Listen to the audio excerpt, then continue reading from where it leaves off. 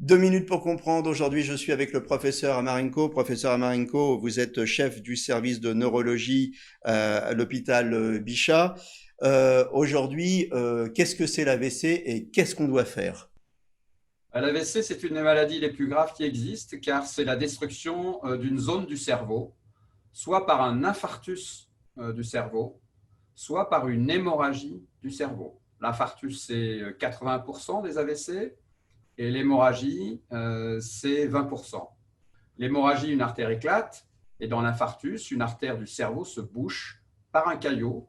Le caillot, il est formé soit dans le cœur, soit dans une artère, soit dans le sang, et il est emporté par le courant sanguin pour aller bloquer une artère distale dans le cerveau, ce qui crée donc ce qu'on appelle l'ischémie, la privation d'oxygène de cette zone du cerveau qui devient un infarctus. Qu'est-ce qu'on fait dans les deux cas? C'est une urgence absolue. On perd absolument pas de temps, je suppose.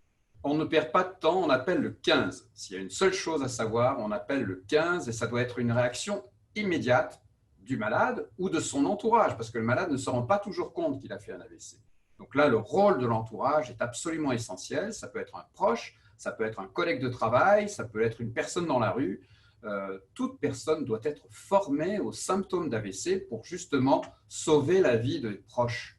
Plus on gagne du temps, plus on a des chances de s'en sortir et plus on a des chances de récupérer, voire de récupérer totalement. C'est une course contre la montre.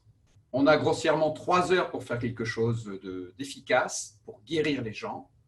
On peut aller au-delà de 3 heures, jusqu'à 6 heures, voire dans certains cas rares un peu plus, mais réellement c'est 3 heures. Il faut se focaliser là-dessus.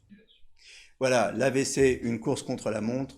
Soyez vigilants et si vous repérez des signes d'AVC dans votre entourage, appelez immédiatement le 15.